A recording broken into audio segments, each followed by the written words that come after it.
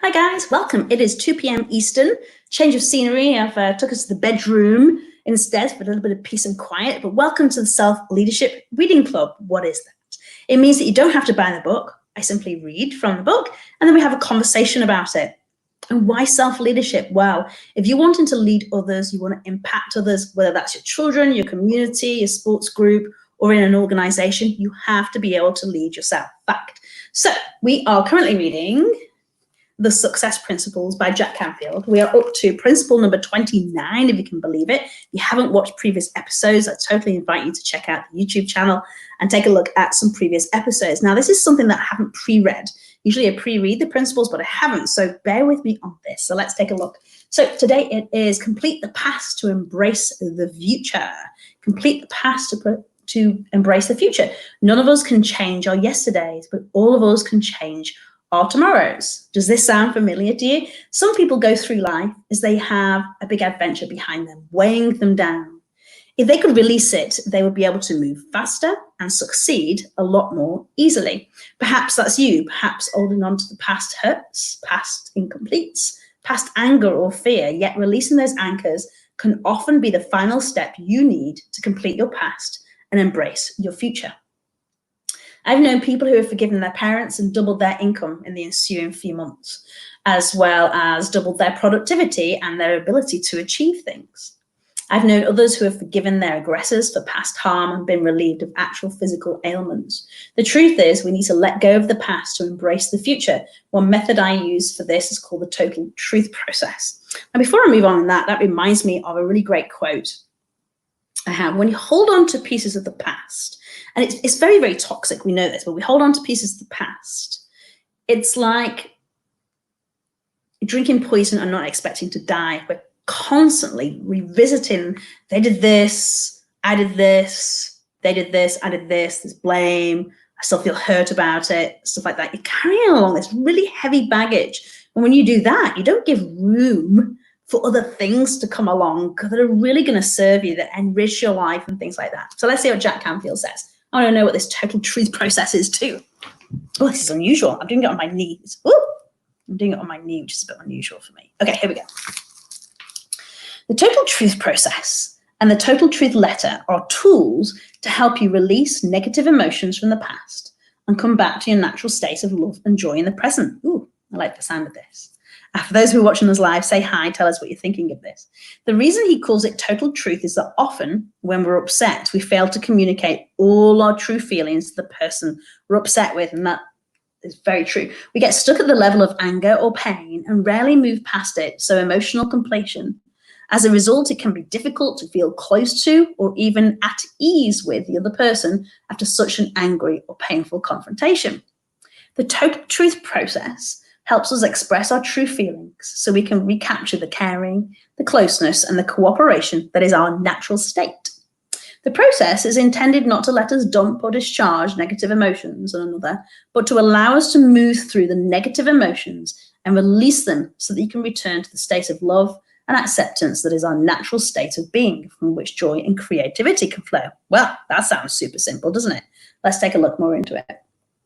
So you can do it verbally or in written form, whichever method you choose. The goal is to express the anger and the hurt and then move towards forgiveness and love. Oh, I've got a great friend, Laurie Appleby, you should look her up, who's a forgiveness coach. Forgiveness is so hard, it's so important, it's such a critical skill, and sometimes that's not forgiving others, it's forgiving ourselves. I need to listen to that myself. If you participate verbally, always with the other person's permission, begin by expressing your anger and then move through each stage all the way to the final stage of love, compassion, and forgiveness.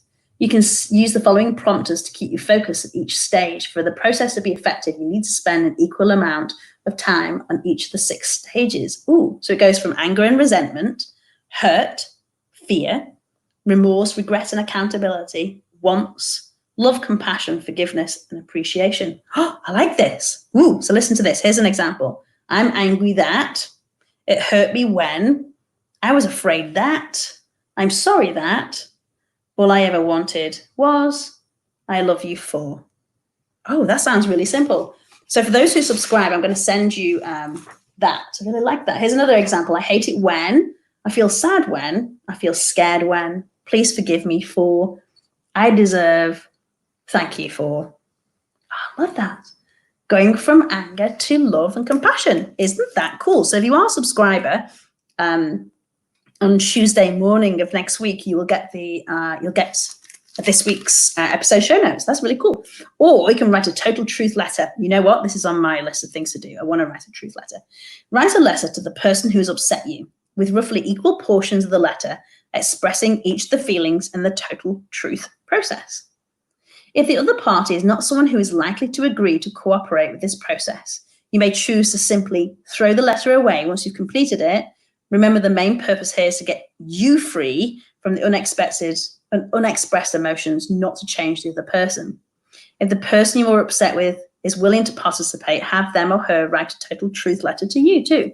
Then exchange letters. Both of you should be present when you read the letters, then discuss the experience. Avoid trying to defend your position. Make an effort to understand where the other person is coming from. And after some practice, you may find you can go through the 6 stages of the process quickly and less formally. But in times of great difficulty, you'll still want to use the 6 stages as a guideline. I love this. Let's think about all the different places you could do this. You could do this in the workplace as a conflict resolution, right? You have someone who's driven you bonkers, but you want to appreciate them, and you want them, you want them in a circle. In fact, you don't have a lot of choice in an organization, so you want to be able to appreciate them and understand them, right? So go from a place of, my friend Kristen calls them bottom feeder emotions. They actually serve no purpose. They have no good impact on you. Being angry, hurt, jealous, shame, guilt, they serve you no good purpose. They are poor emotions. So we want to go from this crappy emotion to a really good one that can fuel nothing but greatness, right? So I really like that. Yeah, let me just repeat that for you. So for anyone that subscribes, ellabates.com/book club sign up, you go from anger and resentment, hurt, fear, remorse, regret, and accountability, wants, love, compassion, forgiveness, and appreciation. Isn't that super neat? I really like that. Make a list of anyone that you feel has hurt you and how. Ooh. And then have forgiveness affirmations. That's interesting. Here's a final technique we'll leave you with. For helping you forgive is to recite this affirmation several times each day when you're in the forgiveness process.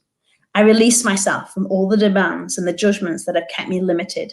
I allow myself to go free, to live in joy and love and peace. I allow myself to create fulfilling relationships, to have success in my life, to experience pleasure, to know that I am worthy and deserve to have what I want. I now go free. In that process, I release all others from any demands and expectations I have placed on them. I choose to be free. I allow others to be free. I forgive myself and I forgive them. And so it is. Isn't that particularly awesome? I love that. That reminds me of my friend, Reverend Michelle Scrunger Brown. If you're watching Michelle, that really reminds me of you. So if they can do it, you can do it too.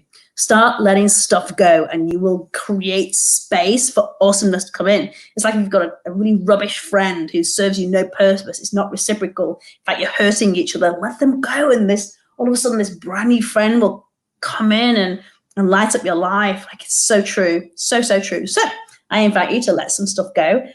Take a look at this truth process. I know I'm going to. And I'd love to hear more about how that's impactful for you. It's ella@ellabates.com. I thank you for joining us today. We are Tuesdays and Thursday, 2 p.m. Eastern. Today was a short episode, but I'll see you next Tuesday. Bye for now.